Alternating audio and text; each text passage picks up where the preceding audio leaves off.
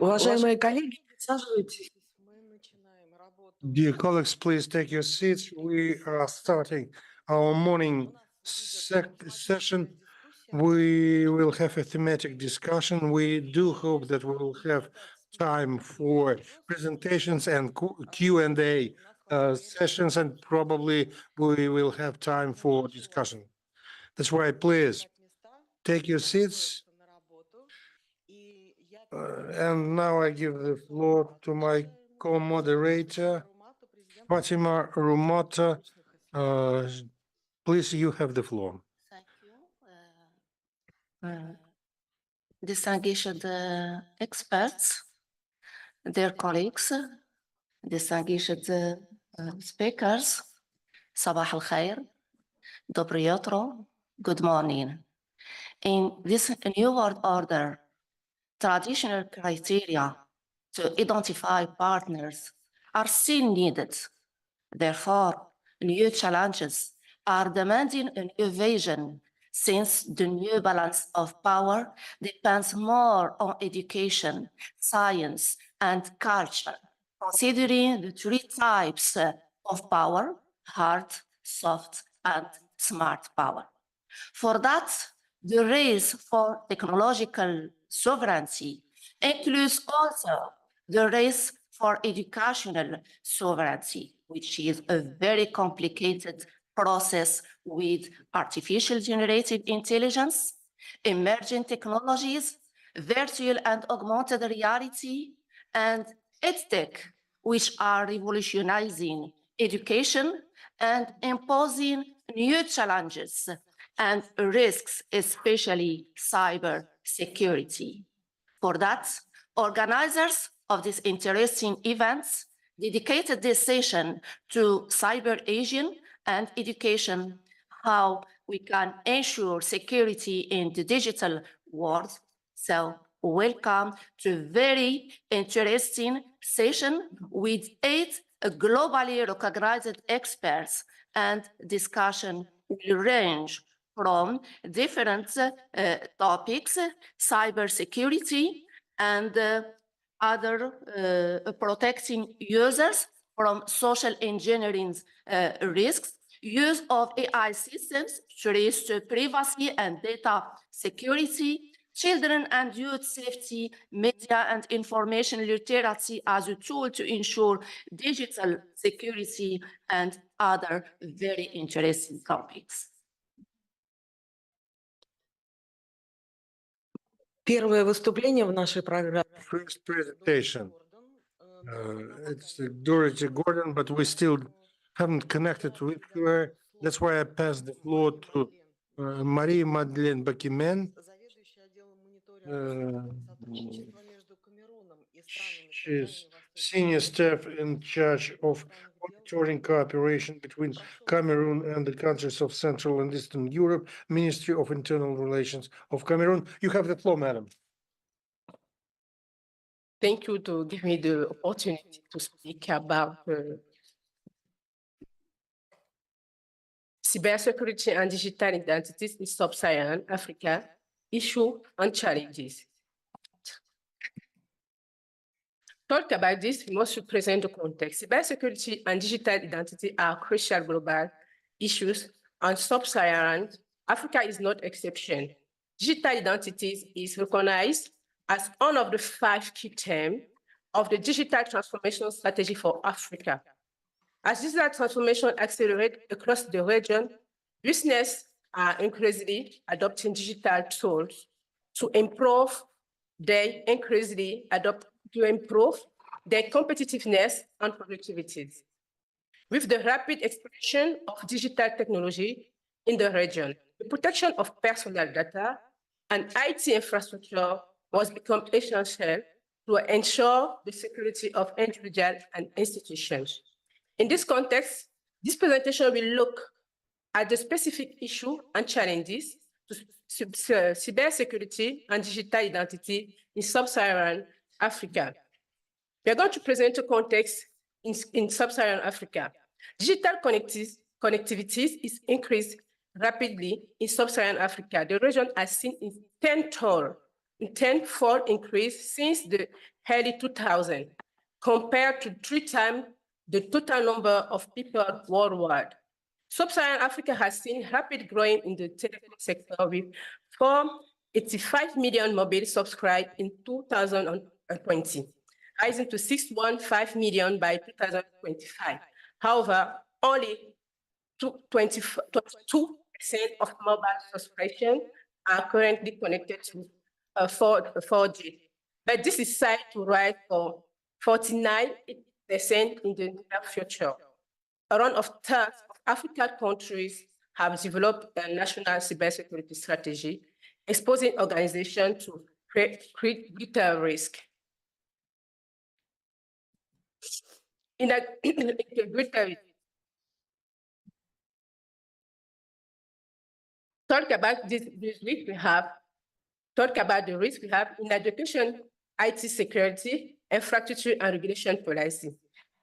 Many African countries lack the necessary telecom infrastructure, including a reliable supply of electricity, high-speed internet access, and data center to realize the digital ambition. Another challenge is the shortage of high-level technological skill in the labor market and the lack of financial and material resources to develop information and communication technology, infrastructure, and national level.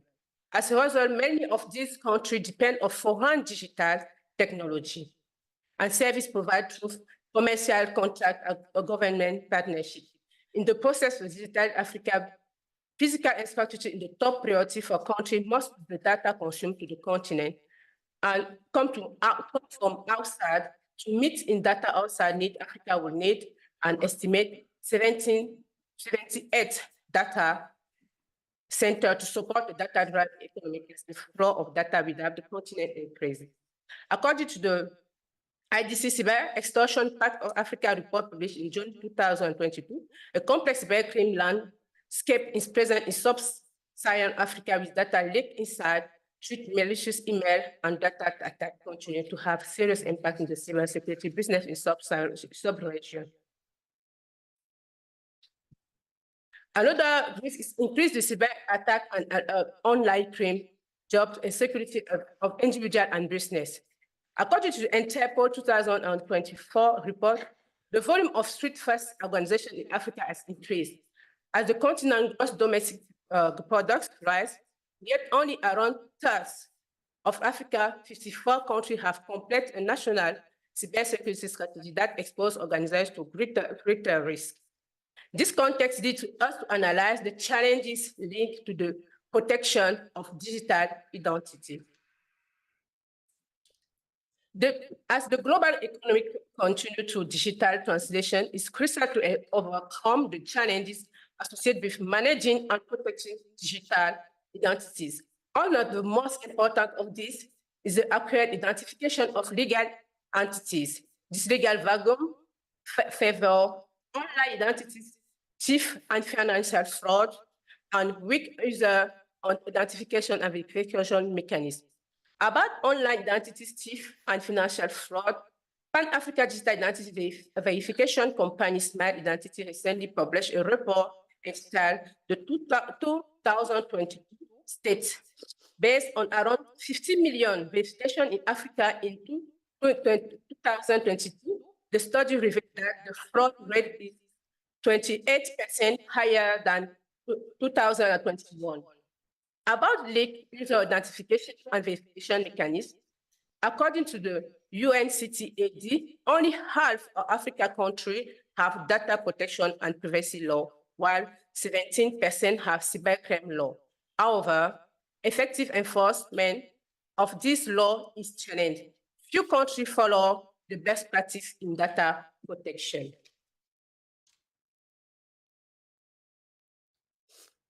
Another link is lack of public awareness of IT security. It's important to note that current data protection policies focus on individual rights, but do not consider how our free will is increasingly limited in complex technological environment, or the impact of digital transformation on personal identities.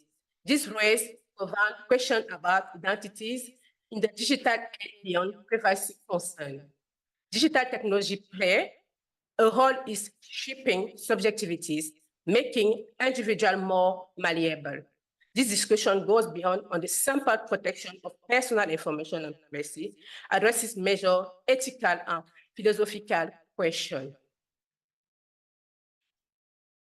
These are going to move off the challenge of institute and government. Digital identities is emerging as a critical economic pillar in Africa capable of radicalized transformation of society and creating unprecedented opportunities for the millions of people who do not yet have access to the benefits of the digital economy. This radicalization of Africa's society entails a number of risks. About this risk, we have three risks. Risk of the confidential of sensitive data and government information.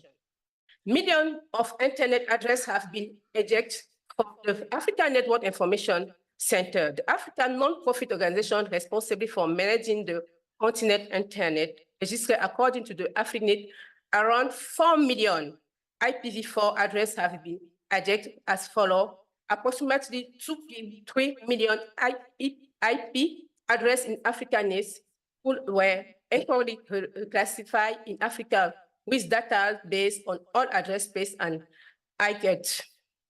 Nearly 1.5 million IP addresses that were correctly labeled as existing address space have been hacked.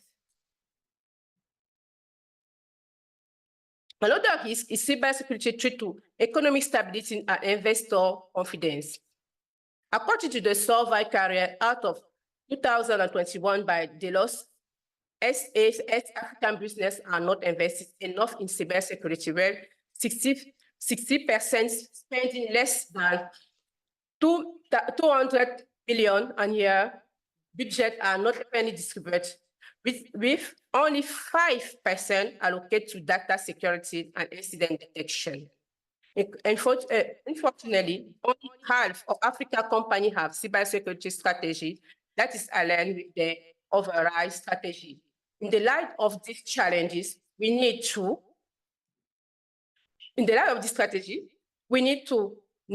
develop effective cybersecurity policies and infrastructure. Yet, most African countries do not have a national cybersecurity strategy. Many countries with strategy do not have a significant impact because they plant land key elements involved the key stakeholder and do not adapt to evolve threat. One of the common issues with security strategy in Africa is the lack of inclusiveness. National security institutions tend to prioritize information gathering and classification over information sharing. However, transparency and information sharing are essential in cybersecurity for all actors, including government, the security sector, private organizations, and civil society groups, in order to effectively detect and address threats.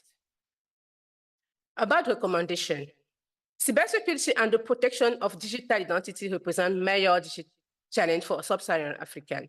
To guarantee the security of individual business and institutions is a crucial that government and private players invest to robust IT security infrastructure and policies. In addition, public awareness and education in good cybersecurity practice are also essential to prevent the risks associated with online activities. But working in synergy, it is possible to strengthen the region's resilience to digital threats and promote a safe and secure digital environment for all. African government, national security actors, the private sector, academic, and civil society must understand that the decisions they make today will determine the cybersecurity strategy, policies, and culture for generations to come. Those texts with developing cyber strategy in Africa must never forget for whom the strategy is ultimately developed. The people who are increasingly dependent on digital service and vulnerable to digital threat. Future generations will judge African leaders not only on their effectiveness in responsive to cybersecurity threat, but also to whether their cybersecurity strategy reinforces the social impact between government and citizens. Africa must create its own digital leader. Spasiba.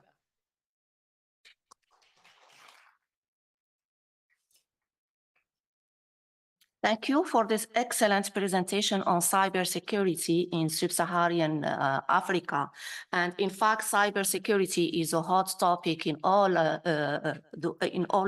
countries, considering that cybercrime, in fact, if we want to give a value, a financial value to cyber crime global markets, it could be equivalent to the third economic country in the world after United States of America and China, according to the experts in this field. Madeleine also shared with us a lot of ideas concerning, for example, the need to enhance digital infrastructure. And in fact, in Africa, we need, before digital infrastructure, we need to enhance infrastructure in general. And yes, there is this need to also elaborate national strategies on cyber security, especially considering, not in my sense, in my opinion, not only digital transformation, but transformation to AI era, because we are now in what we can call smart digital shape, and we should consider this. Now we will move to another high experts from Russian Federation. Мы передаем слово Галине Викторовне Михайловой, заместителю директора и начальнику управления развития информационного общества, Департамента информационных технологий цифрового развития Ханты-Мансийского автономного округа Югры. Прошу вас. Доброе утро, уважаемые коллеги, земляки. Good morning, dear colleagues, compatriots. I'd like to share with you the best practices of UGRA in implementing activities aimed at digital literacy of our citizens. Digital literacy is linked to their cyber hygiene and cyber security. We have researched, and we are the first region in Russia which actually realized that we should train our citizens in computer literacy. We should train them how to use internet, computer. We should tell them about cyber rules, including training in modern technologies. This idea appeared here in 2006, and starting from that time, we began to realize this agenda, to implement this agenda and at computer literacy of our citizens. We based our efforts in existed program named Electronic Citizen, and we adopted this books, these manuals. We translated them into Russian. We adapted them to the needs we had in Khanty-Mansiysk, and we started massive education. We've organized a permanent education system. Partly we did this online. We've developed our own soft, and presently we use softs which we have developed ourselves, again taking into account needs of our citizens. Each territory, in each territory, we've organized training. Territory, I mean, in each village, in each town, we've organized training aimed at digital literacy or the digital basis of our economy, and we are training our people to use online services offered by local and regional authorities. We covered also distant areas or where our indigenous population is living, and we have developed a network of digital curators or digital trainers, and we based ourselves on the network of our libraries. We provided computers for these digital centers, and we trained our digital trainers, and we keep doing this every year. Trainers who are working with our population, our citizens are trained to use internet, to use all the opportunities offered by the computer network, and we are training them how to use computer or internet safely. We are training them how to use smartphones and other gadgets, how to use banking services. We are training them in financial safety and security, and cyber hygiene. We've concentrated our programs in one portal, the Digital Citizen. This is the name of the portal, and citizens could be trained physically or online using this platform. Starting from 2006, in Khanty-Mansiysk region, we trained 140,000 of our citizens, and our resources have been used by 8,000 citizens for their training. We are offering access to 30 training programs. They include practical tasks in the sector of digital competences. We opened a page aimed at cybersecurity, and people could get information how to protect themselves from financial fraud. We have a special program for kids in cyber security area. We are ready to translate our training courses into different languages. Now I'm calling upon our colleagues from Nicaragua. So those training courses, we are ready to give you free of charge, and you will be able to use these courses in any country with which we will ready to sign our courses. For many years already, we are offering course of info security, cyber hygiene, and cyber security. Those courses are quite popular. Presently, we have our social networks, and we are offering special information cards, and each week we are adding new information to this portal. We are telling our users how to protect themselves from cyber fraud, and we call this cards of cyber security and safety. In 2023, at the end of 2023, in Russia, we've conducted research aimed at index of digital literacy, and UGRI is in the first five regions. We keep developing these courses. This year, we've prepared a blog aimed at training our citizens in how to use artificial intelligence. We are working with our kids, and for many years, our Ministry of Digital Development, together with our Education Ministry, we are developing the so-called digital classes. And in Russia, we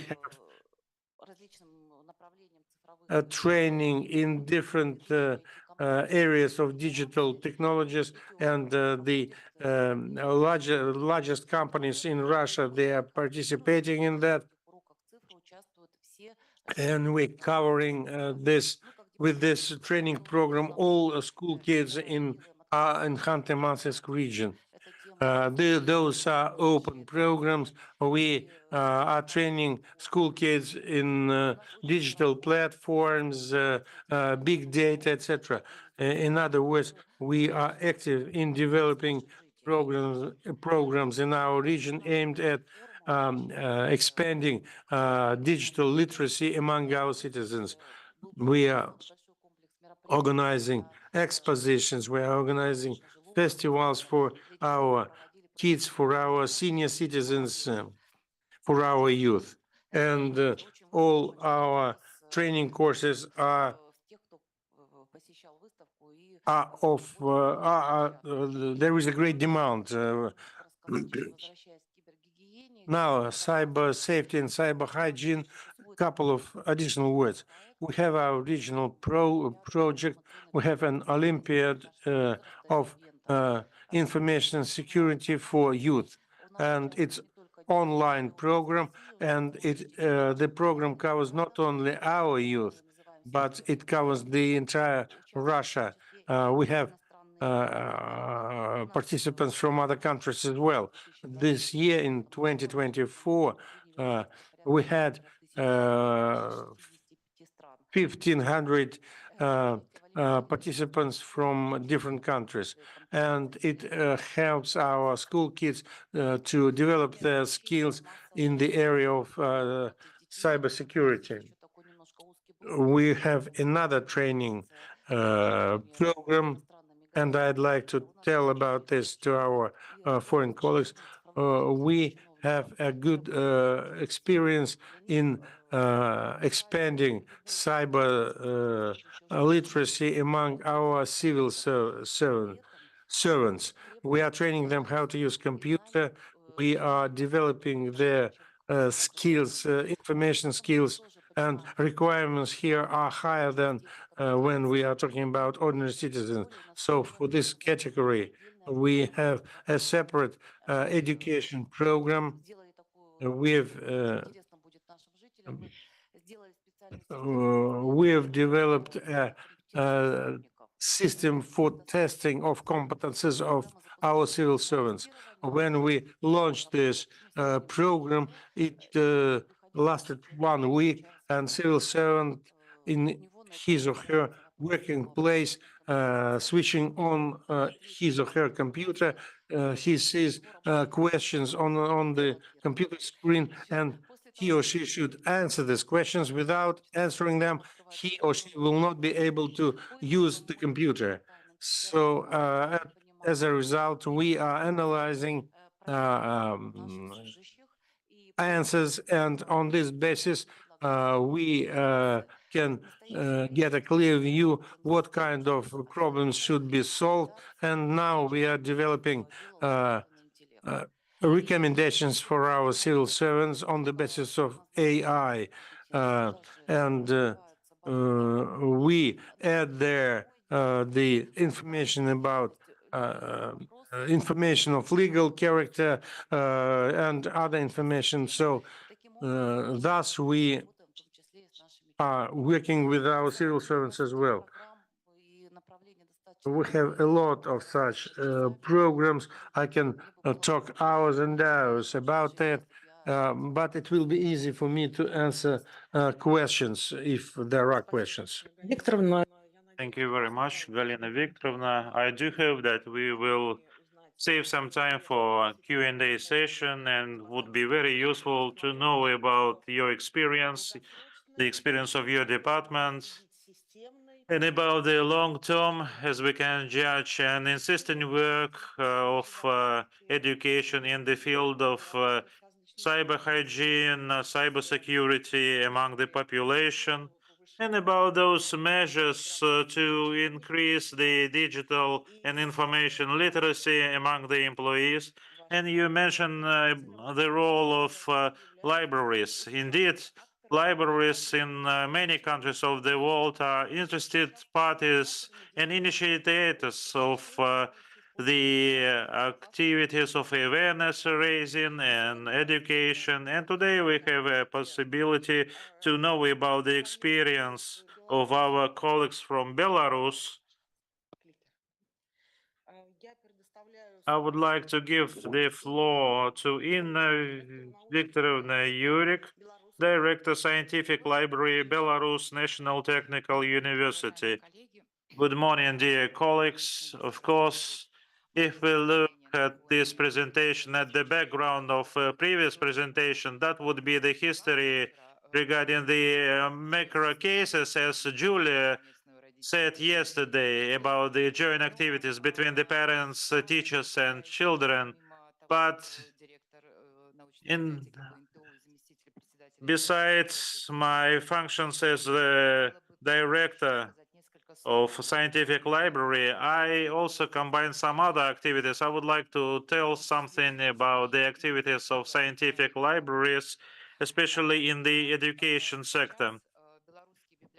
Today, Belarus libraries are dealing with the most important issues, which is the creation and management of digital content.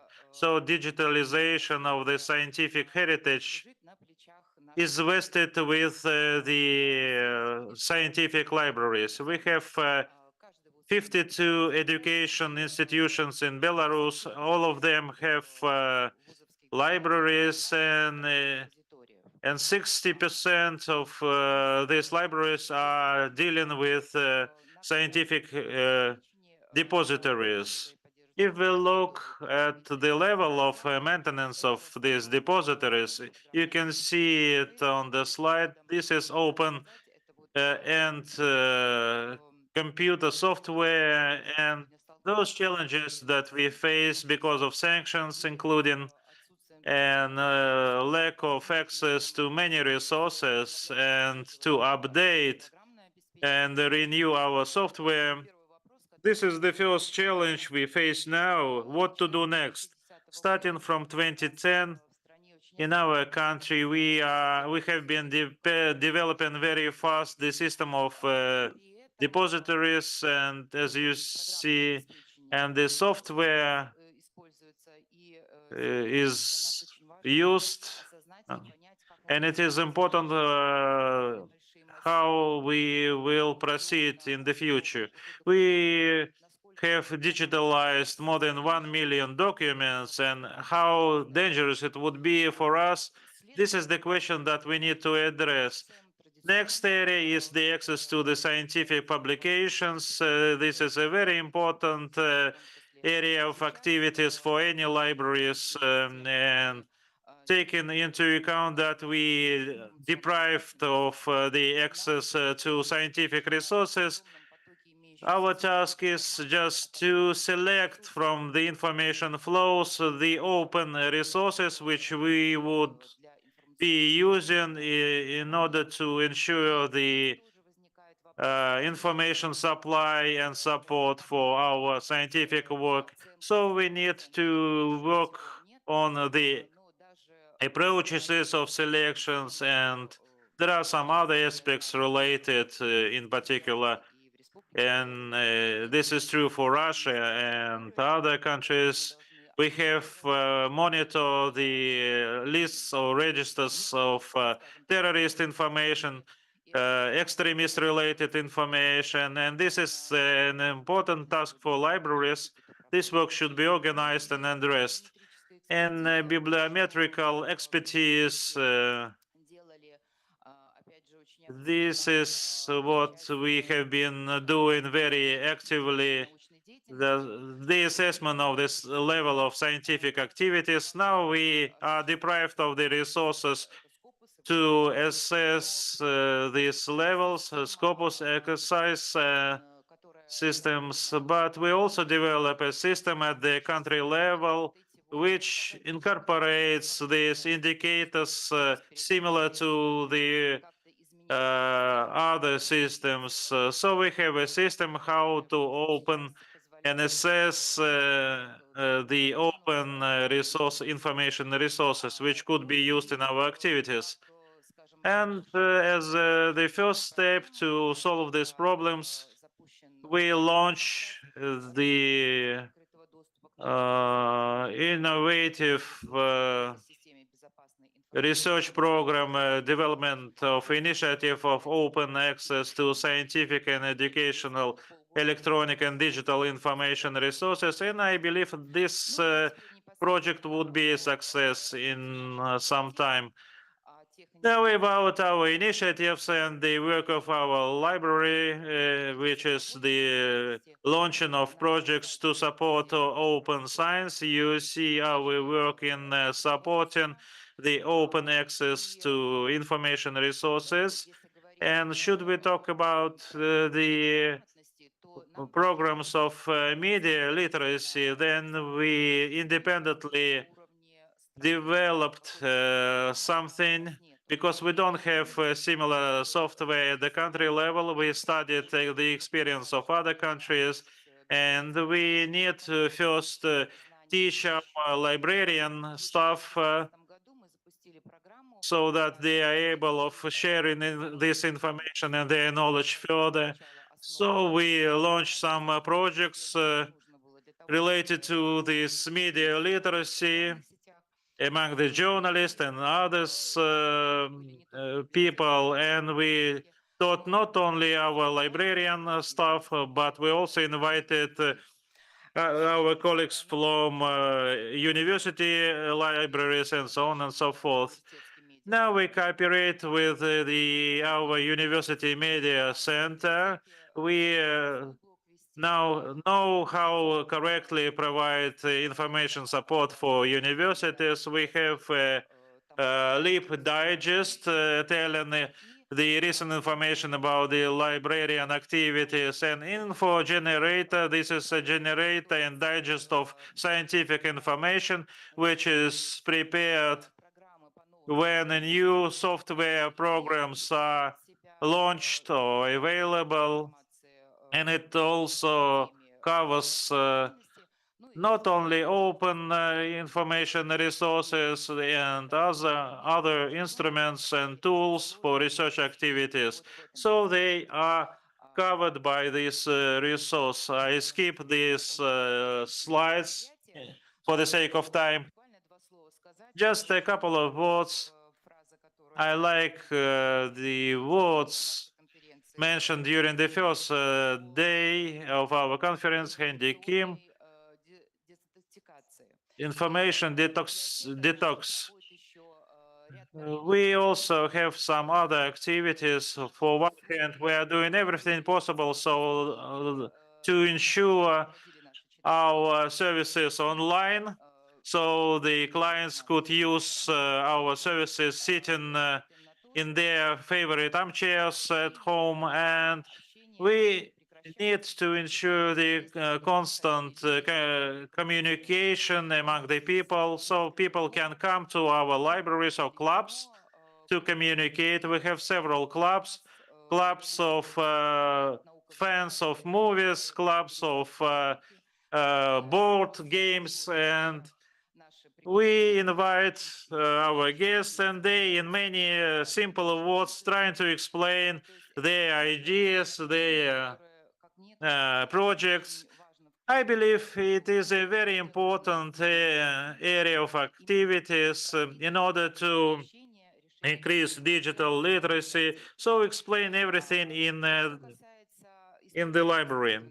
In terms of use of AI, as I mentioned, we believe that first you need to know for yourself how to deal with that. And once we get the opportunity to work with these resources, we immediately included this in our program of work. We have a club, Muesli,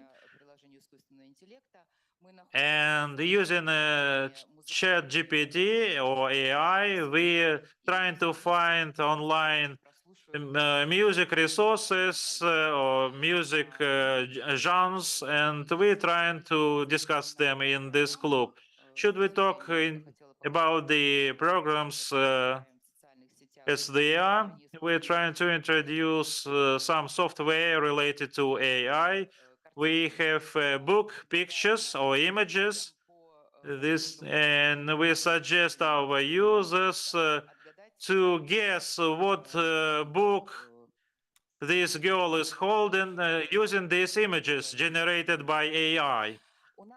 We have also some softwares and programs for advanced students, and for the students, these are separate programs for media literacy in digital space.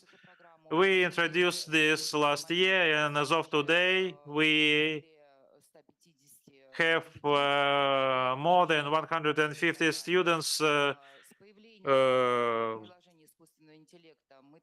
come to this program.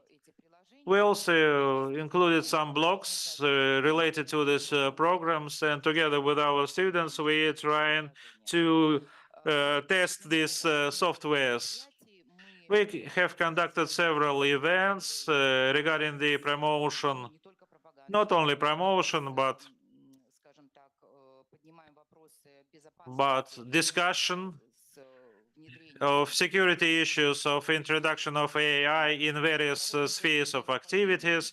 We have specific courses for students and for librarians.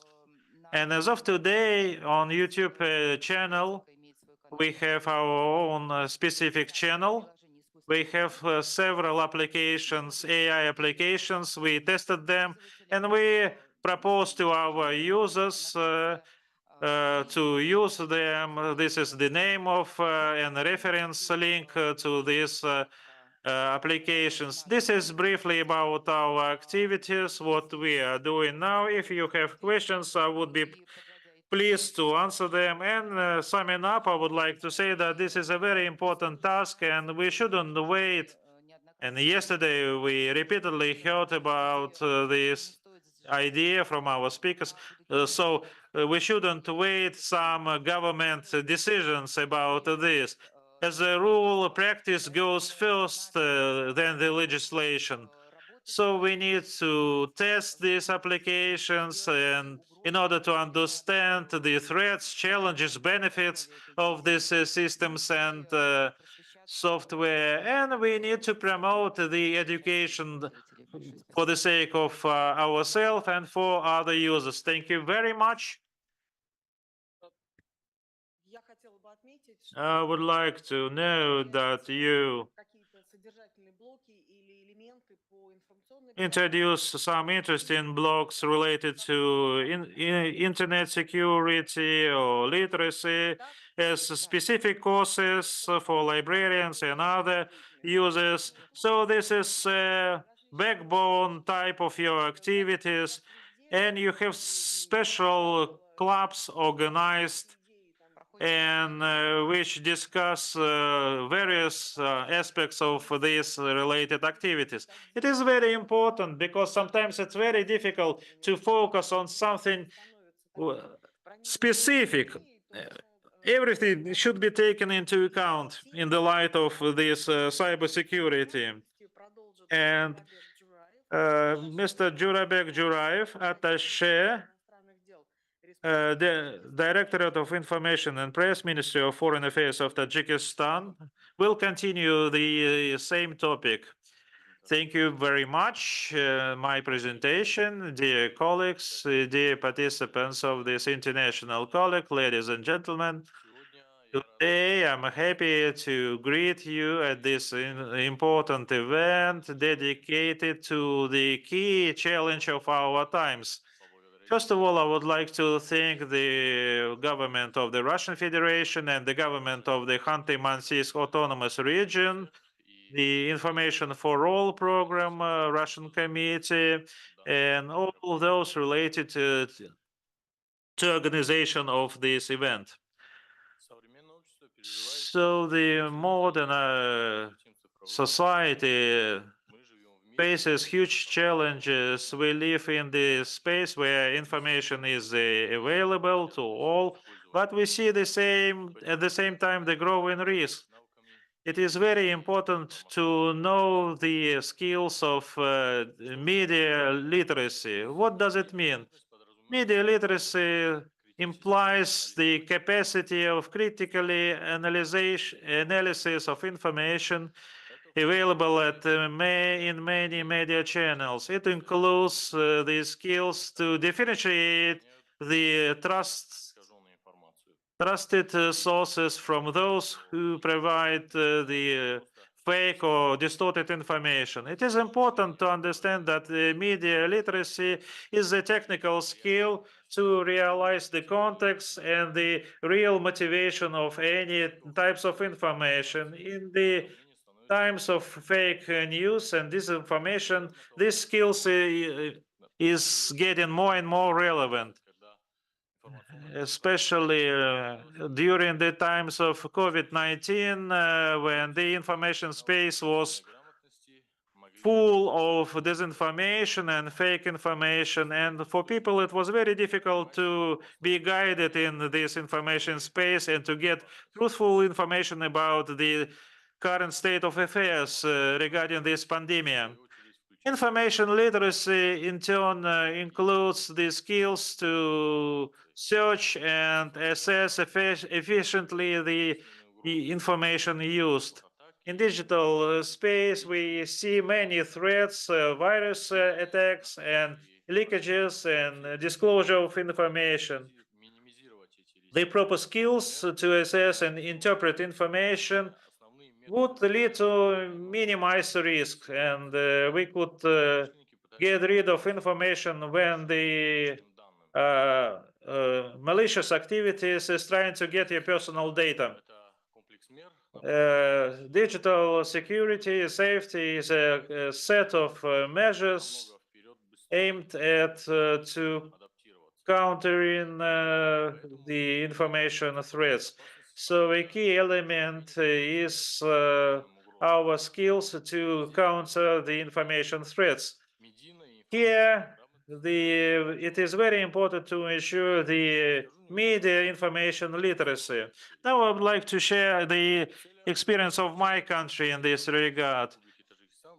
In order to ensure information security, we in 2003 adopted national concept information security. It reflects the main areas of activities to ensure the information security. Under information security, we understand the state of security and safety in information space, which is guided by the set of set of needs to ensure economic and other needs of the country. Here you see the number of documents adopted in order to ensure and promote the information security of my country. We realize the importance of these activities, and we have a number of agencies dealing with that. The General Prosecutor Office of Tajikistan, Ministry of Interior, Service of Communication, and the Service for State Secrets under the government of Tajikistan.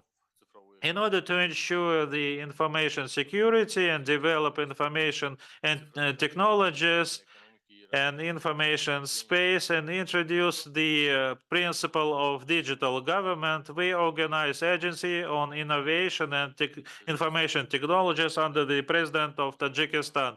It was established last year, and it is already in operation, full operation. It should be noted that among other political principled areas is in information diplomacy. We regard this as a tool to ensure information security as a major objective in order to fulfill many tasks. I name several. The incorporation of information system of our country in international information space, prompt countering to cyber threats and cyber crimes, ensure information independence for the sake of the national values of Tajikistan, ensure adequate perception of the information policy by international community. This information diplomacy is based on the modern information technologies we stand for the development of the set of the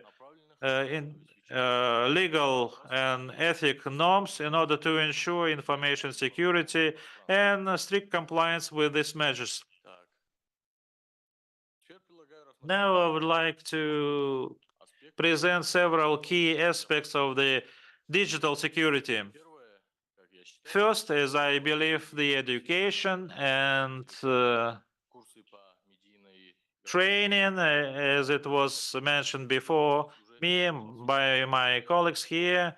It is introduced in the curriculums of schools and other educational institutions. It is necessary to integrate the courses of digital security in school curriculums, starting from the first years of education in schools. Kids would be able of orienting very good in information space and critically assess the sources of information that would ensure their protection from disinformation and cyber threats. Then another area, the constant self-education. We all, as adult people, we should be organized in the school in self-education, because the cyber threats are changing, are evolving all the time, and we need to keep up with these processes. And companies and state agencies could contribute to enhancing the level of literacy, information literacy. I'm referring to the private companies working in many areas of economy. It would be very good and efficient for them to set up the trainings or educational programs consisting of 36 hours of training, especially in the IT area, in order to cope with the new threats, cyber threats. Another important aspect, confidentiality. This is one of the major aspects of security.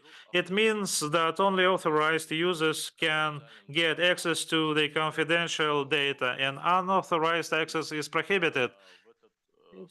It includes also the creation of secure passwords in all our login information, two-tier security check in order to have a maximum security and safety in internet. And we need to take into account the social and cultural aspects in terms of access to the information. So these aspects are different. That is why we need to take into account these cultural differences. And in conclusion, I would like to say that digital security and media security are the key elements of the information security. Let's combine our efforts in order to promote these skills and create a more secure information space. In this regard, Tajikistan, which I represent, is prepared to multifaceted and multilateral cooperation. Thank you very much, and I wish all the success to this conference. Thank you very much, Jurabek. You stress the legal support aimed at the guarantees of the information security for states and the citizens, and you stress very important aspects for development and promotion of digital literacy. Now I would like to give the floor to Kalnur Kenjebek Ulu from Kyrgyzstan, Chief Specialist or Experts, Digital Solutions Department, Minister of Digital Development of Kyrgyzstan. Kalnur will tell us about the legal regulation in the field of ensuring cyberspace for the state organizations. Thank you very much. I would like to greet all the participants of this forum, and I would like to thank the organizers of this forum for giving me the opportunity to speak at this forum. I would like to talk about a very important area, which is the cyber hygiene education, ensuring security in the digital world. So the use of internet means the very relevant issues regarding the information security. Kyrgyzstan is actively working to create secure cyberspace in the country and have achieved many successful events. We adopted the concept of information security and strategy of cybersecurity in Kyrgyzstan for 2019-2023. They set up the whole set of measures to ensure the cybersecurity. The cybersecurity means the security, information security for the state and citizens in order to ensure their vital interest in cyberspace and ensure this sustainable economic development, including the digital transformation of our economy. The major tasks are set forth in strategy and reflected in the plan of actions to implement this strategy, which were successfully implemented promptly.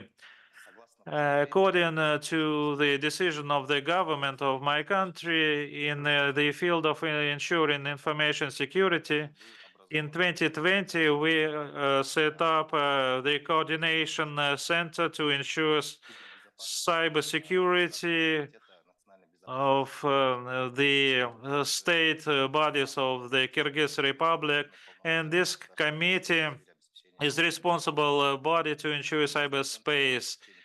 This center was accredited with CERT. In November 2020, we organized the Interagency Commission on ensuring information and cybersecurity, and as of today, it plays a very important and key role in providing security for state authorities.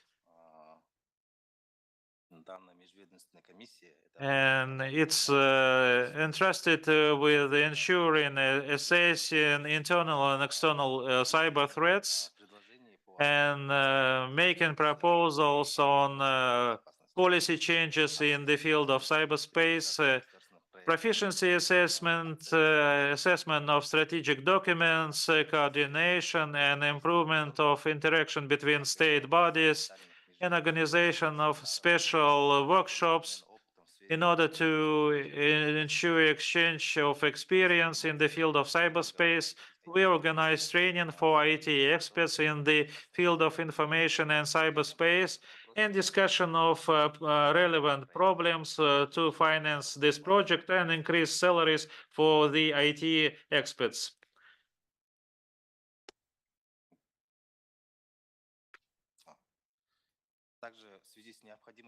In order to ensure the need to enhance security of protection of personal data against the crimes related to the violation of measures in data processing, we organized in 2020 Agency for Personal Protection Data in Kyrgyz. The aim is to protect rights and freedoms of our citizens related to personal data protection, independently of the ways how this personal data is processed. On the basis of information technologies, we should guarantee safety and security of the rights. We developed new penal codes related to crimes vis-a-vis cybersecurity, and those laws now determine the responsibility for cyber crimes. What we are doing presently in Kyrgyzstan, we are developing a draft law of cybersecurity, which will regulate the area of cybersecurity on a state level. We are developing new cybersecurity strategy for the future years, and it will determine our strategy in cybersecurity. We have adopted 8 draft standards of cybersecurity, which are related to management of the cyber risks. We are introducing, our ministry is introducing new training programs in the area of cybersecurity, digital literacy, and cyber hygiene. Our ministry has developed a draft digital code. In other words, it's a digital constitution.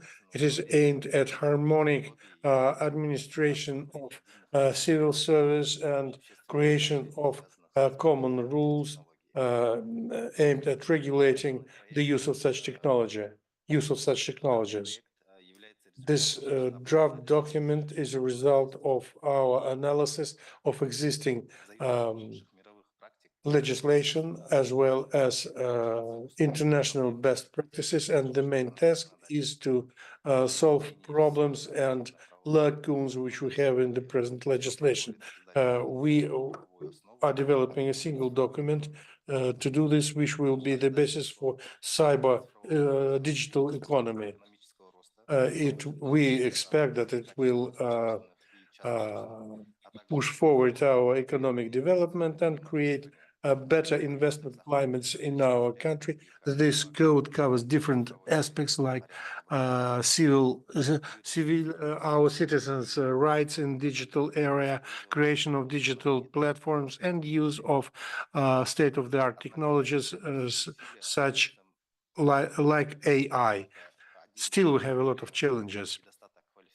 We lack qualified experts in the area of cybersecurity. Our country does not have qualified experts in this area. And in order to achieve cybersecurity, we need to develop our international cooperation, exchange of information, best practices in the area of cyber criminalistics, and we hope that we will keep cooperating with our international partners in order to consolidate our institutional potential. Why we are creating the basis, not a fundamental basis, but a basis, because basis is fundamental. Basis is a rather rigid structure, and the basic principles are fluid and flexible. Our country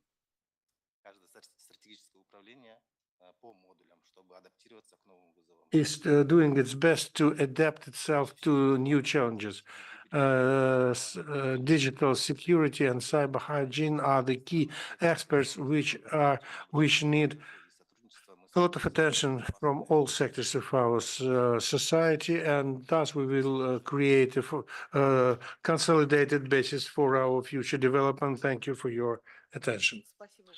Thank you, Kalur. It was quite interesting to find out how you are building your basis on the legal level and how you guarantee cyber security of Kyrgyzstan.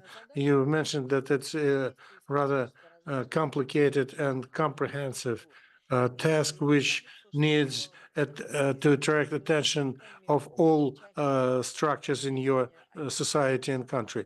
In Khanty-Mansiysk, IT fora could serve a good example of or good model for cooperating between different structures. We've heard Galina Viktorovna how IT technologies department is cooperating or interacting with citizens, with administration, how they consolidate digital safety and digital literacy. Now we have a possibility to know how other department of Khanty-Mansiysk is operating. Yes, colleagues, we are working like like a team, and we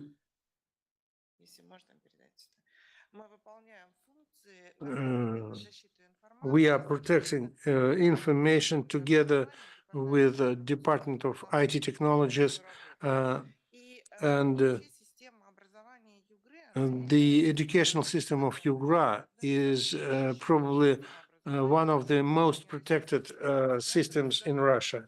Our state IT system includes all levels of information protection, protection of kids, parents, starting from teacher up to the administrative personnel. Our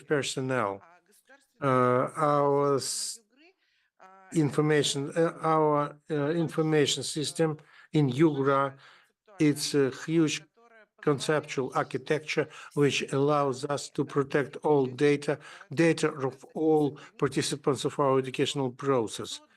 Our centers of comprehensive security, starting from 2000, not a single hacker attacks was able to undermine our IT system, and the protection level is very high.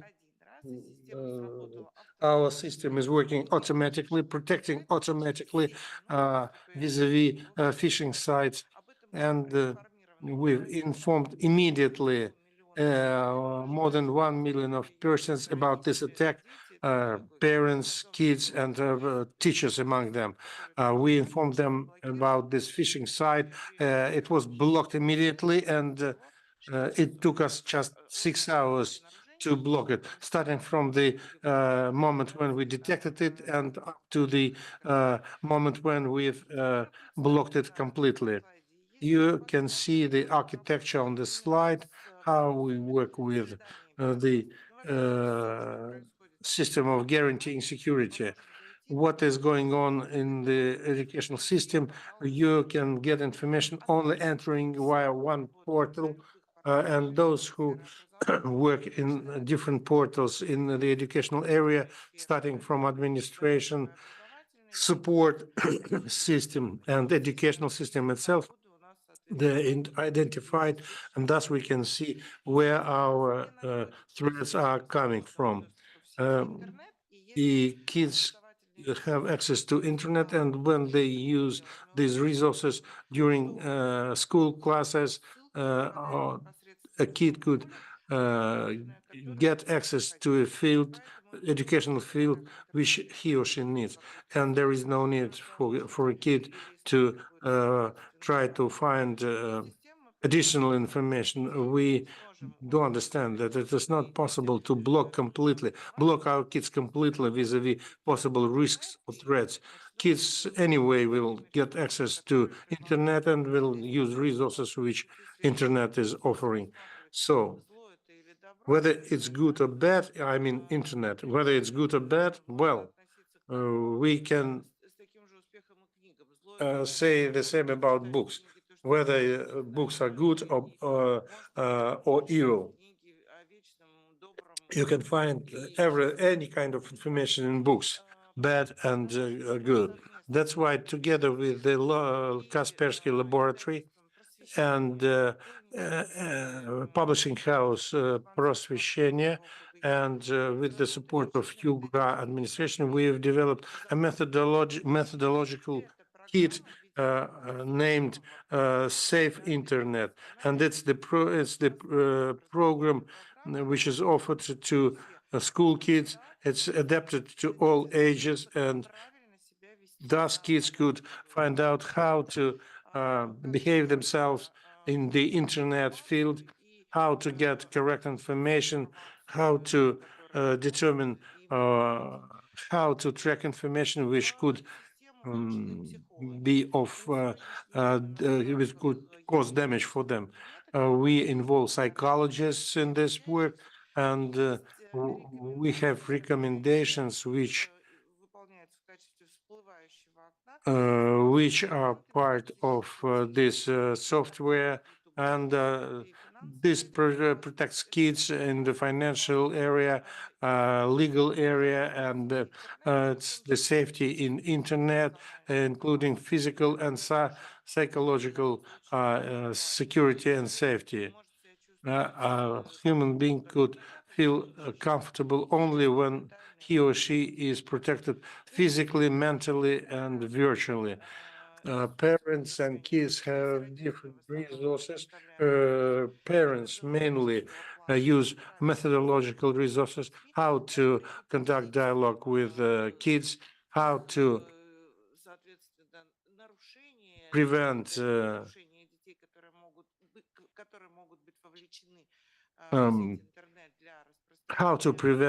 situations when the internet could cause damage for a kid. So when it comes to kids, we show them what kind of legal consequences could appear when they use internet for malicious purposes. We also develop recommendations for teachers, which they use during their school classes, and each 3 months we conduct classes related to the safety and security, and we tell kids about safe behavior, and most security and safety issues in internet, they are related to the use of internet, to the development of content, of interaction via internet. Major threats are coming from games, when kids are entering games and they get familiar with other participants. We don't know who they are, how old they are, and where they could bring kids via these games. So those classes are of regular character. Every 3 months, we conduct one day to this kind of classes. We always invite our experts to these classes, not only teachers who have been trained, but we are involving experts from IT department, safety and security department. We've created a voluntary movement, safety movement with cyber safety movement, which involves students who work together with law enforcement or law enforcement structures. We also involve teenagers. They are monitoring social networks, and our platform has another blog which is called "Be Aware of Bullying," and this platform is used to describe any type of threats, and our general psychologist of the region is involved in these activities as well. He or she is monitoring the digital space from the point of view of threats to our kids, and if there is he or she regulates these problems. If psychologists are not capable of solving this problem, then we are involving law enforcement agencies. This kind of movement is, they are looking for search sites, and they are tracking all the negative information which could be of damage for our kids. Teachers, they have a page which has information about pupils, school kids who have been victims of different cyber attacks. And they are using this, they're developing an internet culture, which they use during their classes. For kids, we have a cabinet where we describe the competences of school kids. And in one of the pages, we are talking about present threats based on realities of our modern world. And again, it is related to digital content. And our kids, they have access to tracks which allow them to protect their personal data. We organize meetings with parents, and at these meetings, we invite to these meetings psychologists and IT experts from the Kaspersky Laboratory. Well, parents quite often ask where their kids are. They think that everything is fine with their kids, but they don't know that, for example, their kids could be involved in games of aggressive character, and parents come to schools and asking us what shall they do vis-a-vis their kids. And okay, we are recommending them this or that solution. And our teachers are tutors, and they help parents to interact with their kids. They also work with kids, helping them to reduce their interest to aggressive games. And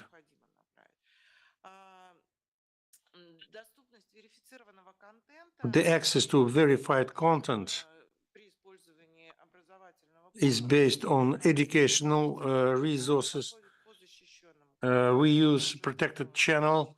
If a teacher is giving homework to his or her school kids, kid will not use different information fields, but will have access to the field which he or she needs, laboratory or etc.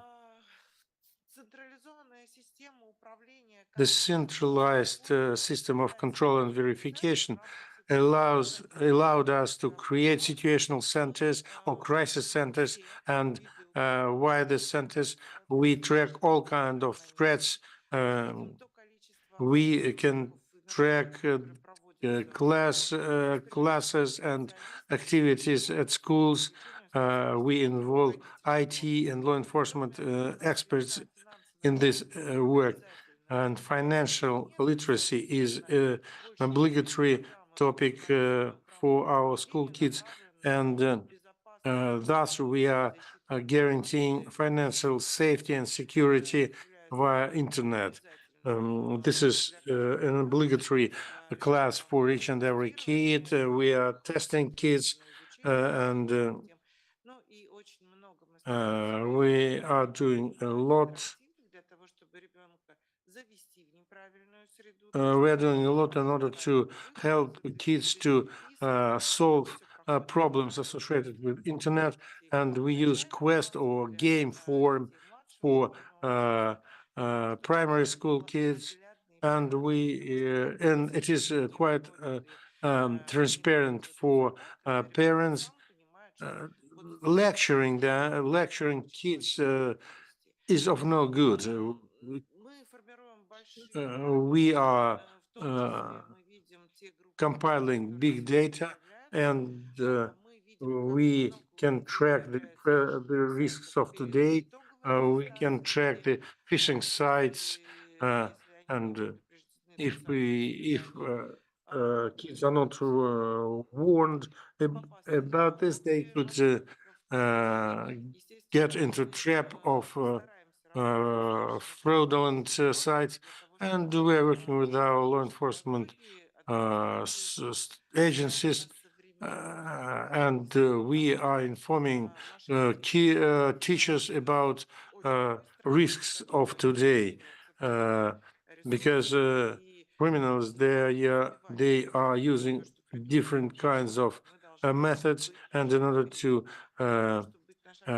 neutralize these threats and efforts, we shall train our kids how to determine from the early age, determine whom shall he or she trusts. And one can trust only verified information based on scientific facts. And this is part of our main educational program. Colleagues, thank you. I'm ready to answer your questions. Thank you. It was quite interesting to find out about the activities of your department and partner structures aimed at guaranteeing safety and security of school kids. Today we have a possibility to talk about media information literacy. It's an UNESCO expert, a well-known expert, Ivan Pechishev, associate professor, Perm State National Research University, and he will tell us about his work in the higher education area. Good afternoon, colleagues. Can you hear me? I will show you now my presentation. I am grateful to organizers for this opportunity to offer my presentation to the well-respected audience. And it's a pleasure to see colleagues dealing with media security and safety. My presentation is linked to my experience. I work in Perm University. Perm is a city which is located in Ural Mountains, next to Ural Mountains, more than 1 million of population. And in Perm University, together with my colleagues, we have a training course related to media literacy. It was not easy because such kind of training course is not part of curricula, and it is an additional opportunity for training. We don't have enough training materials. Today, I'd like to tell you about difficulties we are facing and what kind of results we are achieving today. Well, a couple of words about this course training. It is entitled Media and Information Literacy and Security, 14 lectures and 7 practical classes. Why not more? Well, there are a lot of issues or questions which we would like to discuss with students, and I give lectures as part of this course, practical tests for my colleagues. And as part of today's discussion, we are talking about information hygiene and security, but at the same time, we are talking about fake news, fake information. We are talking about media consumption. Our task was the following: to train our students not only how to act in the media area. They are more than 20 years old already. Our task was to pass forward this knowledge. Many of them will become teachers.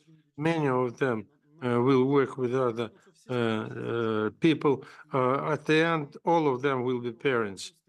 And we planned this course to help them to tell other people about media literacy. Tell this to their associates. This year we have 464 students. We are proud of this figure. 1/3 of university faculties are are our students. It's a huge workload. We offer a lot of lectures, practical classes, and after our course, students, they create projects in the area of media literacy.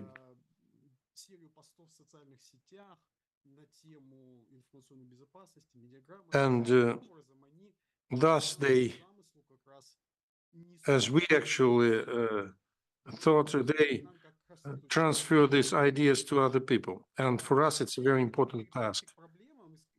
Now, what kind of problems we are facing? What kind of problems we are facing, and what kind of problems you could face in universities or at schools? First problem, how to include into the curriculum this kind of course. Not all are ready to do this. Our colleagues, historians or sociologists, they keep asking us, why do we need this? And we did our best to explain. And not each and every person today understands why media literacy is important. And it was not that easy for us to do this. And the second problem, lack of personnel, lack of experts. Well, the course was linked to me. I'm not proud of this because I found out that there are not that many people who are ready to conduct classes related to media literacy. We don't have enough people who can train others how to be literate, how to be literate in this field.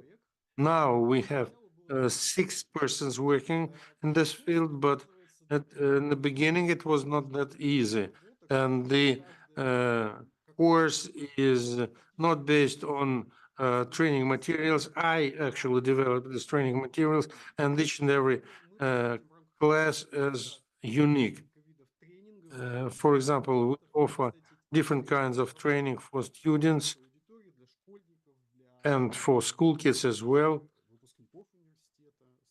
for university graduates. We have a media game which allows participants to compare different notions from media environment. Thus, they get familiar with new terminology. Another game is called the Circle of Trust.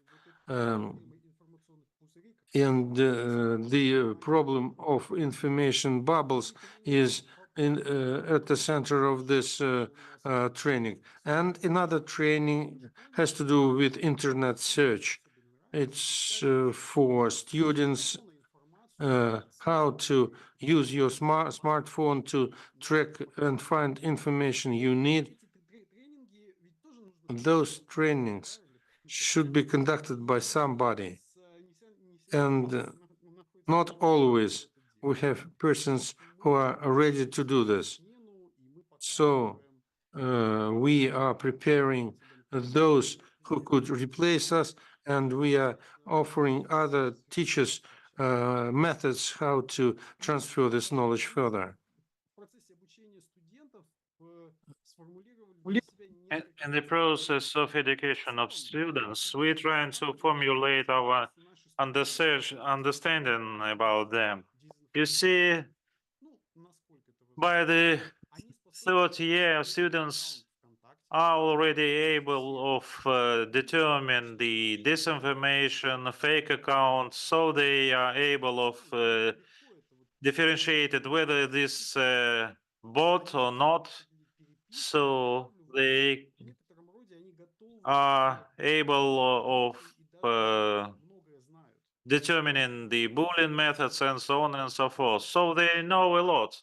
But as it turns out, in the course of education, they still lack understanding of simple for any adult person things like the actions with the sensitive data like passwords, login information, and so on and so forth. So they do not realize the danger of spread of disinformation.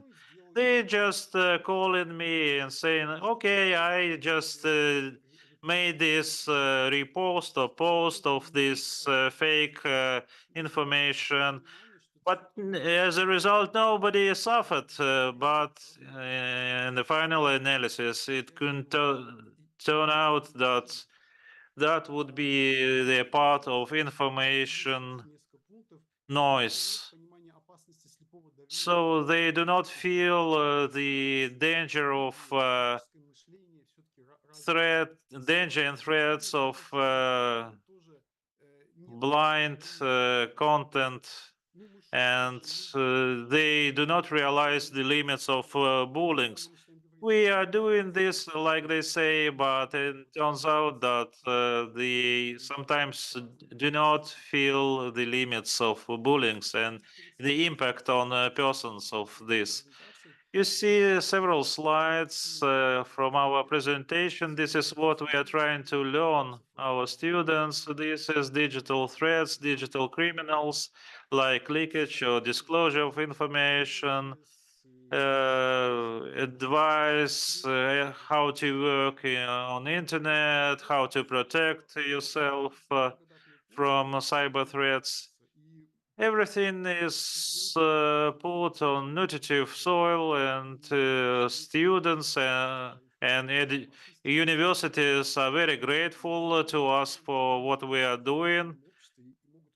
They saying that they learned a lot, despite the fact that they are living already in the information space. And of course, the major task we are facing now is the staff issue. We need more experts, we need more people. We are working constantly on changing our disciplines, curriculums, and we are trying to combine or unite students, those from natural sciences, from other sciences, so that they would feel more interested in our curricula. So this is what I wanted to say. Thank you very much. I would take any possible questions from your side. Thank you very much. A very interesting piece of work. Thank you for this analysis, dealing with the challenges, difficulties in implementing this type of activities within the framework of a university. But this is an experience which is high in demand, and we need to promote it as much as possible. So without inclusion of this topic in any standards or curriculums or documents, you still have a possibility to deal with this, and it is in demand, and it works. Thank you very much.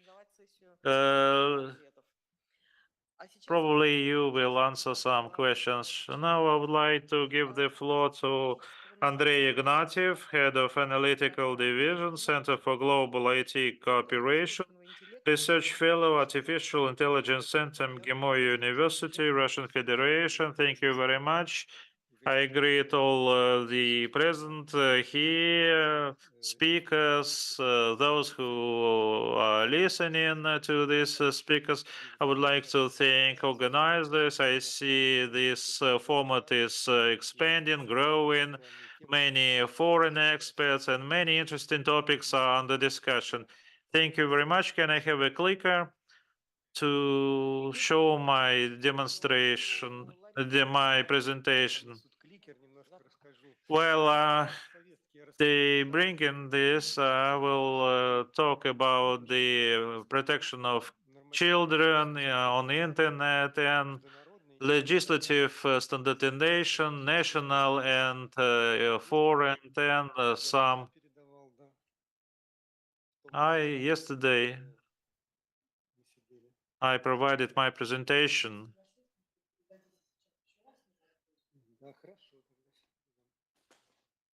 Пока у нас небольшая техническая задержка, While we have this small technical break, нашу I would аудиторию, like to ask the audience. минут 10-12 I вопросы reckon that we will have 10 minutes in the end.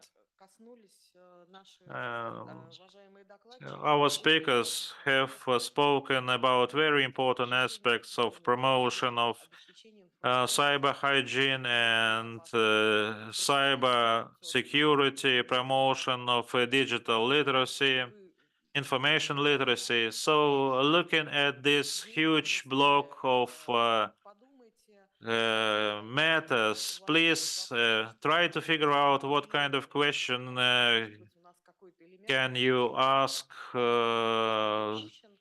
to the speakers, and think about what we could add to this big picture. Maybe something missing in your opinion, and what we need to think about, what we can do about enhancing protection of your targeted audience you're working with, and probably you would like to have some contacts of the speakers. So I continue. The Center for Global IT Cooperation. Our major task is participation in international forum and projects. We are organizers of the Youth Digital Forum. I will tell about this. We also dealing with the research and analytics, and we conducting business mission abroad. We bring in our companies abroad. Recent missions to Singapore, Iran, and other countries. And we have also our own marketplace where we display our ICT products and services, and we cooperate with the business missions in the marketplaces with the digital attaches. And we have representatives abroad, our representatives abroad, which are working actively. These are our partners, including Alliance for Protection of Children. I will dwell on that specifically. For 2 years, we have done more than 30 analytical publications, research publications on internet management, digital platforms, and various types of destructive content, development of technologies, educational routes, youth and ICTs, supported with the presidential grants. So in this sense, we are developing, and we participated in SIG-20. This is information database under G20. Together with Indonesia, we provided a report on deep fakes, and in Brazil, we failed to go because of high competition. But we try next year. Regarding the Alliance of Children Protection, it includes our big IT companies like Rostelecom, Yandex. You see all these companies in the middle of the slide. And this alliance has the Charter for Digital Ethics of Childhood. In Khanty-Mansiysk, 6 organizations joined this charter, including Department for Information Technologies, presented by Galina Nikolaevna. So we've been working for quite a while with this. Yesterday, we had a session on security in digital space.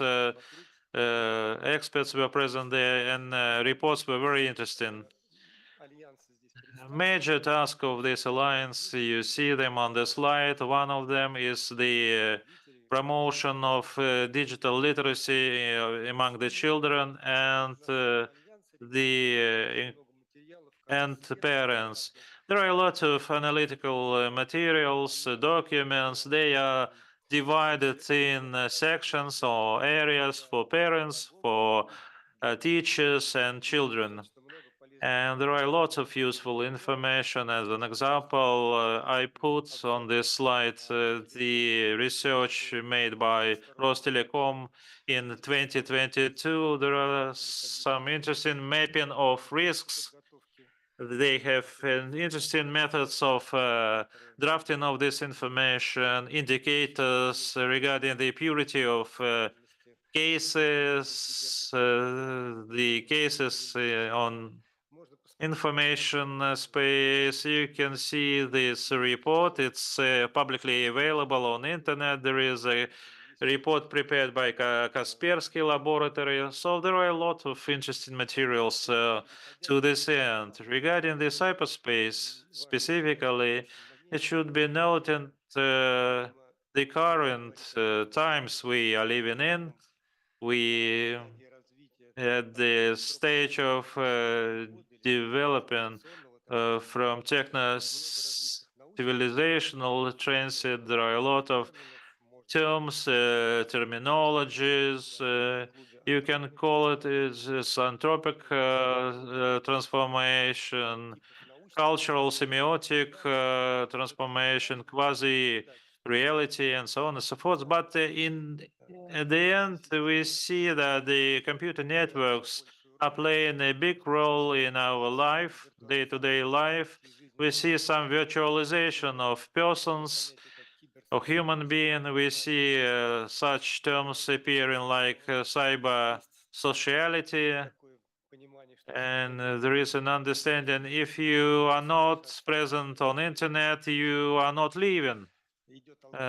You can agree or not, but still there is algorithmization of the processes. We talk about the internet identities and so on and so forth. So the vulnerability of human beings in internet is growing, and we can say that we see the transformation of very nature of human beings, and it's very important to maintain, to keep identity of human beings and symbiosis of human beings and machines should take place by maintaining a person within a person, or identity of human beings and under control of human beings. This is a very important notion which should be understood clearly, but sometimes it's very difficult to implement.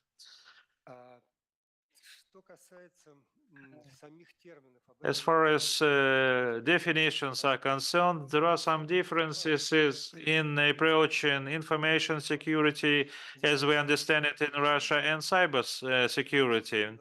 These are two definitions within the concept of information security, which is proposed by our delegations at all forums.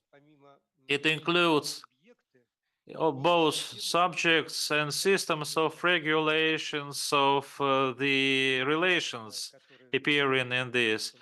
Our foreign ministry and Federal Security Service believes that information security is wider as compared to cybersecurity. You can agree it or not, and you see the cybersecurity definition is present here in English. This is the Sun Tzu quotation: "If you do not know your enemy, you will lose all the fights." So in broader terms, the threats and mechanism of attacks are changing. They are always new. That is why you cannot know your enemy.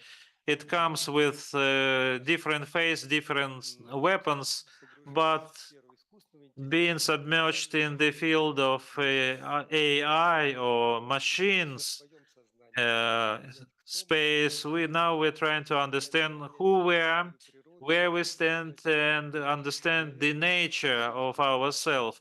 So by measuring these tasks and objectives, we can address these cyberspace challenges, or as we used to say, information security matters. This is our analytical survey of 2022. It combines a lot of approaches, materials, including information, foreign ones, a lot of literacy references. The last slide, you will get contact information, how to contact us. We made the same survey in 2021, where we reflected the most relevant tools and recommendations and key international organizations and actions.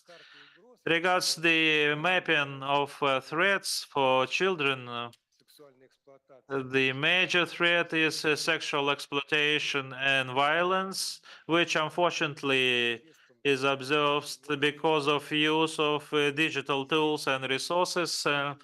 And during the pandemic, this trend reinforced, got enhanced because crimes start using information space, and these incidents, the number of these incidents grew. There are some proposals regarding the protection measures like CSM. Don't take it as a scam. This is child abuse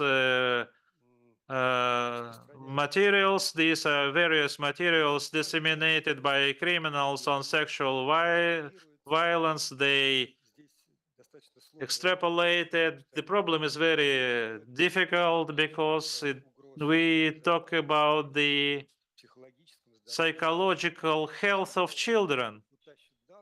If your personal data is stolen and your finance information is disclosed, that's the one thing.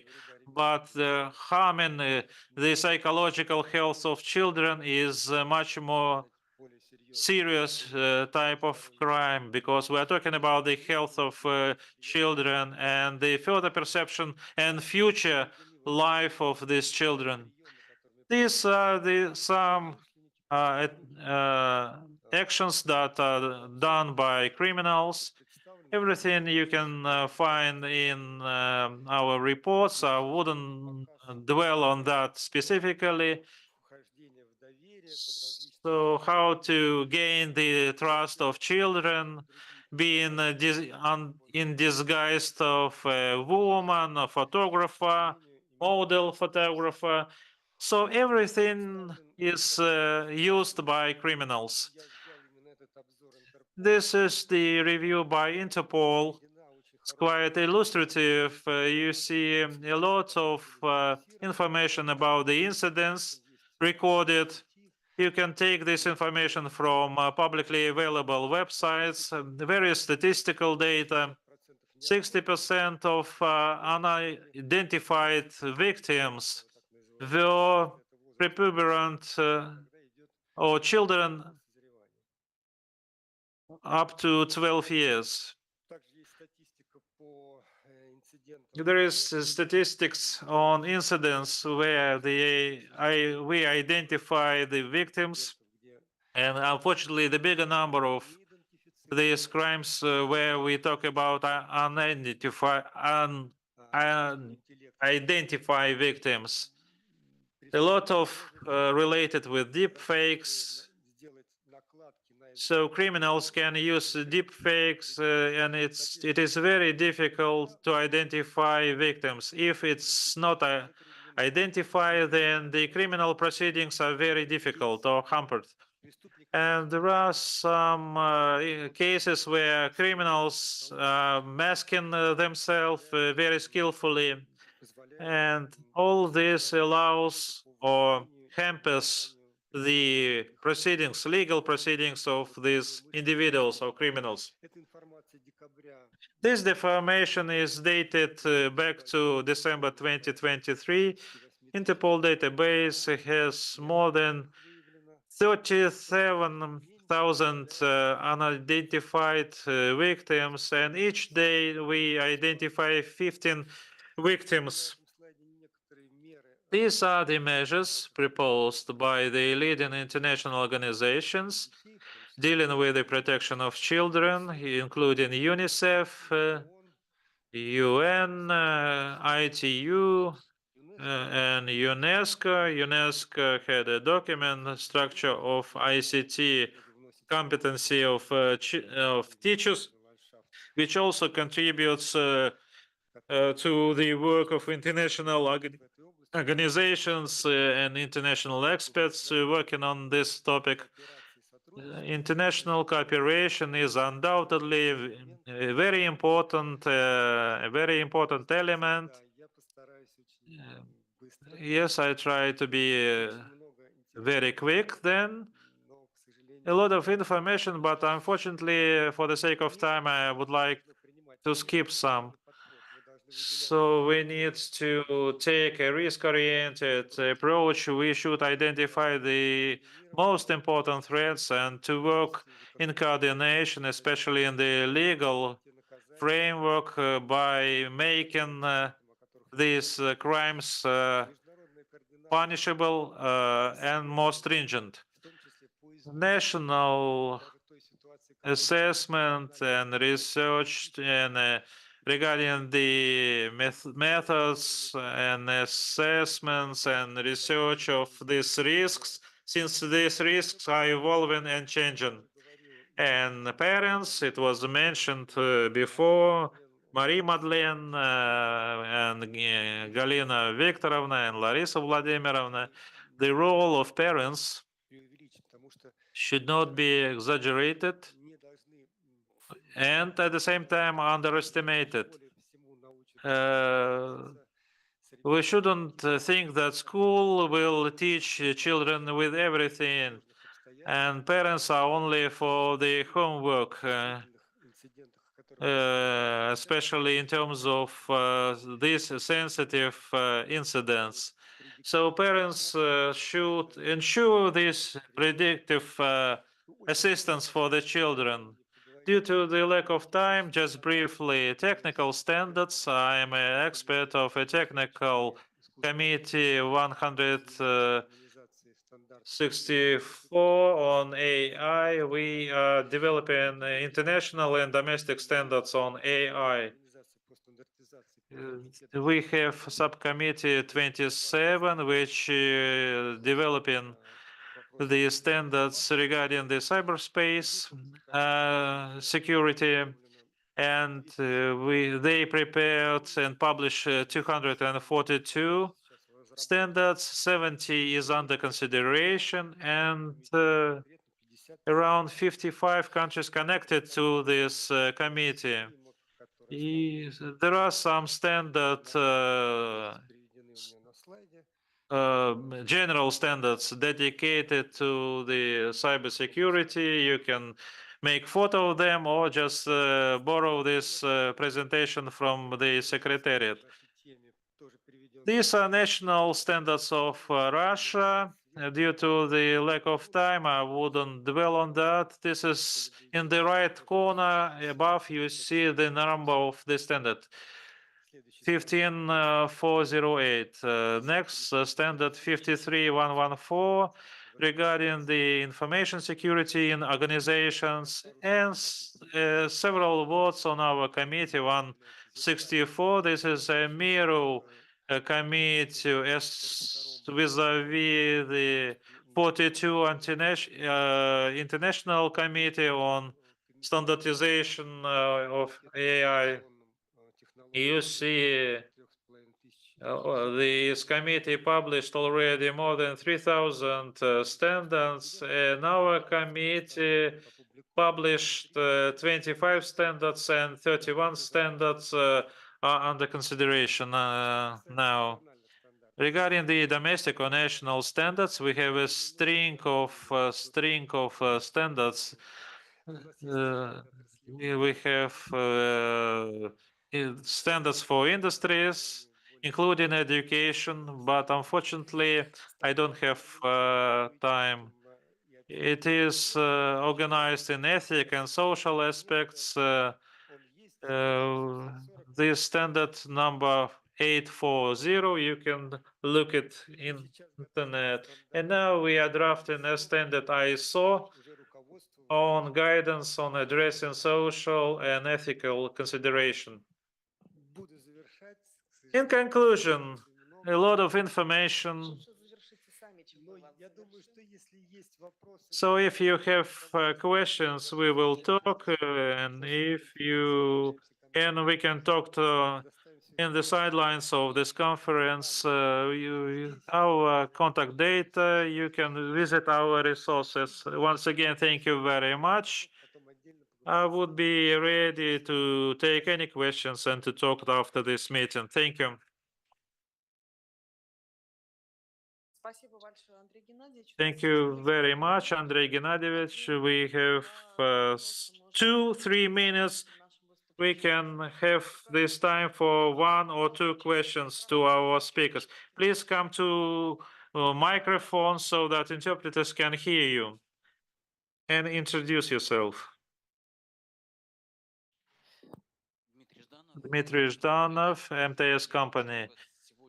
I've been listening very careful a lot about cyberspace, children learning and teaching to cyberspace security. So I heard that we are building barriers. We are teaching children not to walk along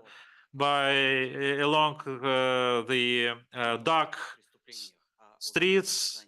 So we are talking a lot about search and punishment of those criminals dealing with phishing, cyber crimes, and so on. So are you addressing to specific speakers?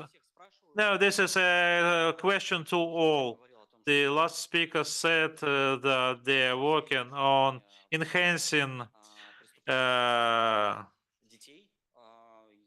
punishment for the crimes against children. Do we have the same punishment for the crimes against other people? Before I give the possibility to answer this question, our session is called Cyber Hygiene and Education. So far, the punishment is not the topic of punishment. It wasn't covered by the speakers specifically. But if colleagues would like to add something just about regional experience, Larissa Vladimirovna said about the volunteers. Our agency has developed a special system, IS Search. This is a system which, by using the content words, search the internet, the prohibited information, and block it, like drugs, extremism, and so on. If system processes this information, our volunteers looked into this content posted by children or other people, and after that we find information about deviant conduct. And once we detect this information, we informed specialized authorities about this. This is how it works in our region. Some information is sent to Ministry of Interior, to prosecutor office, and so there are already prepared modes of operation. And after that, we use the laws of the Russian Federation. Спасибо большое. Еще есть какие-то вопросы? Вы хотите отреагировать? Да, пожалуйста. На самом деле, по наказанию it's an important issue. But first, you should detect a criminal.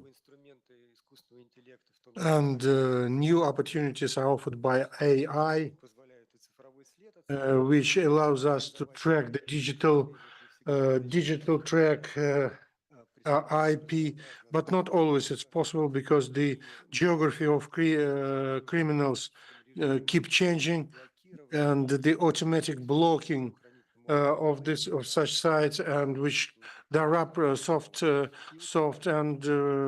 which could allow the law enforcement to track them, and the preventive work is very important if you want to detect in which area there are more possibilities or opportunities for crimes.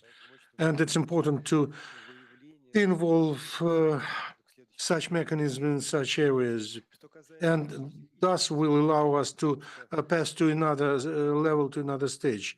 Ethical mechanisms.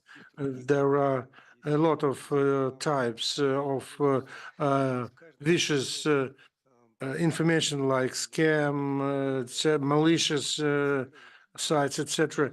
So how to qualify this kind of crimes? And to answer in one word, it's very difficult. Yes, that's true. Thank you. We are coming to an end of our session. It was quite interesting work. I'd like to, before giving the floor to Fatima, I'd like to say that security and safety issues are very important. They are important for us in our day-to-day life. It has to do with our well-being of our kids, our families, our homes. But talking about security, I keep thinking about the need to strike a balance. Security shall not block our development opportunities. When we talk about security, we think about restrictions, blockings. And probably we are under evaluating the fact that threats and challenges also have development opportunities. That's why our today's topic should make us remember about the fact that guaranteeing security shall not block our development. We shall not. It shall not be of danger for our development. But it's a huge topic.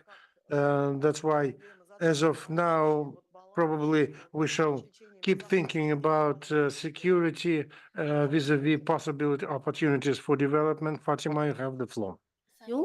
So we have first of all, thank you for all our speakers and for them excellent presentations. And I think we had a wonderful session with a lot of interesting experiences. And we started by cybersecurity, which is in fact transversal question raised by all speakers and we moved to what Galina from Russian Federation called electronic cities, and considering also this changing identity in our society and in societies and in international society. This leads us to also the digital content raised by the experts from Belarusia and how we can secure this digital content, especially considering the emergence of what we observe now in scientific fields, what we call fake experts and fake science. So a lot of solutions were presented also by our colleagues from Kyrgyzstan and by the last colleagues who also focused on human identity in this digital era.